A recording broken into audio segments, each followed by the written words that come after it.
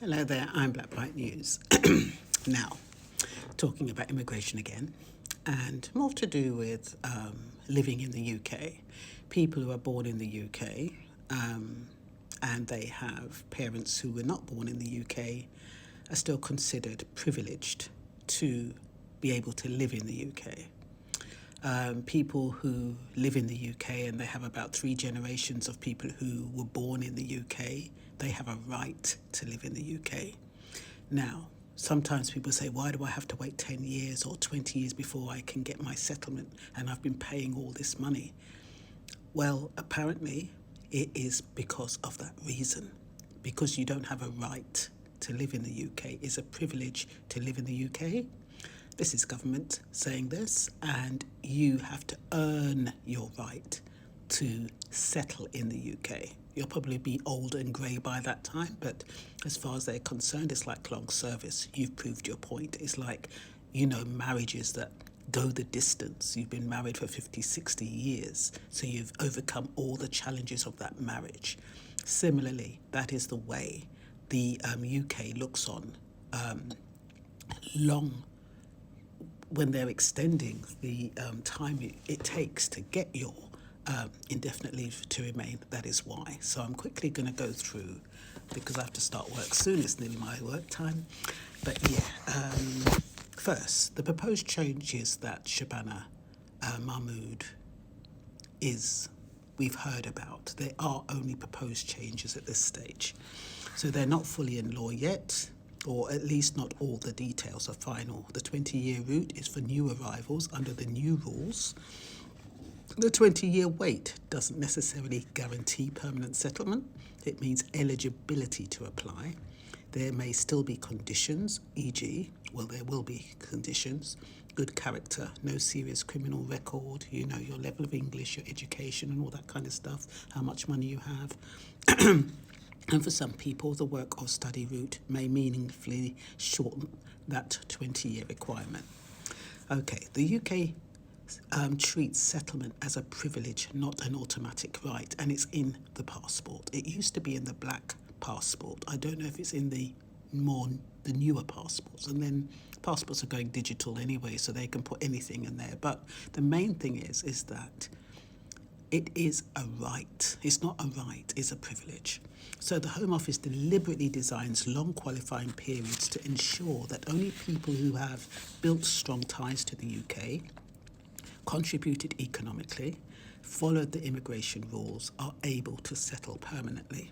This is why the indefinite leave to remain is only granted after showing a long pattern of lawful behaviour and stability. To prevent visa hopping as a shortcut to permanent residence, this is another reason why you have to wait so long. People can live legally in the UK on many short-term visas, student, workers, partners. The 10-year long residence rules ensure that the indefinite leave to remain is not achieved quickly through constant switching of visas. Only genuine long-term residents qualify. This is a way of protecting the integrity of the immigration system. The UK wants to test a person's integration over time. A longer residence period allows the Home Office to check stable employment or studies, tax and financial compliance, criminal checks, community and family ties, English language and cultural knowledge.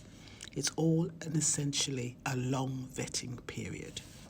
And there's also the economic reasons. The government encourages migrants to contribute economically before obtaining permanent rights such as access to public funds, easier travel, secure family life rights, unrestricted employment. In simple terms, the UK wants people to contribute for several years before gaining permanent benefits.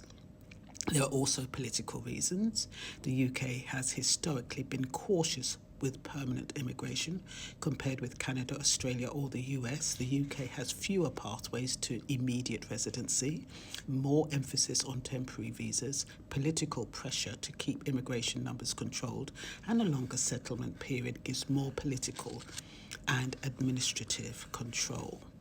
It's also to ensure that only people who are genuinely intent to stay long-term get an ILR. So some people, they will come to the UK, and yes, they've been here 3, 4, 5 years, and that seems like a long time, but it's not a long time.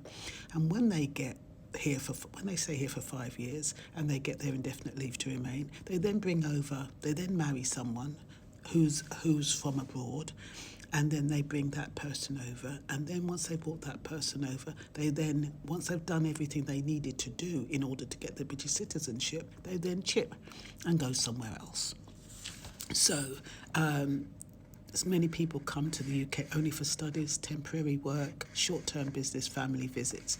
Only those who remain continuously for years demonstrate a genuine long-term commitment to the UK.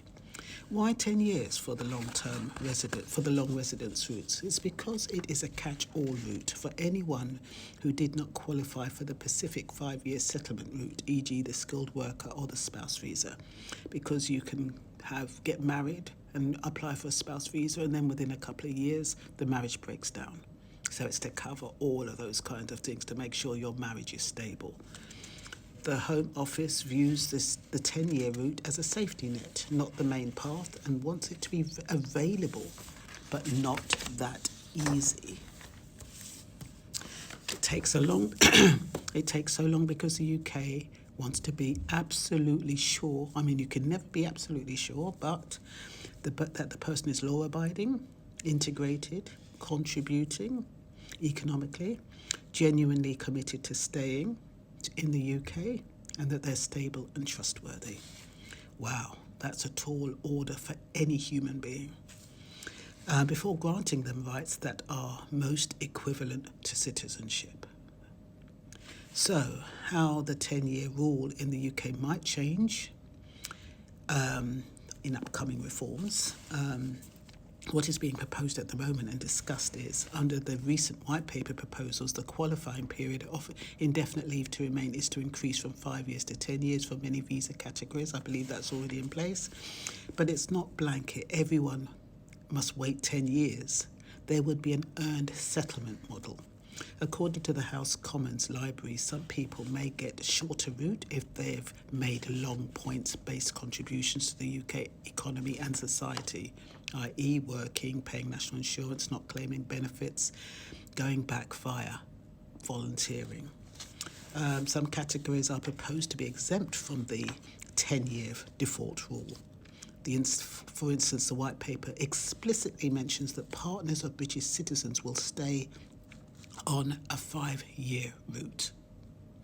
There are also proposed stricter good character and integration requirements, higher English levels, possibly clean criminal records, plus evidence of contribution. According to the statement of changes to the immigration rules, there are clarifications around lawful presence for long residents. For example, time in Crown dependencies, Isle of Man, Jersey, Guernsey, may count.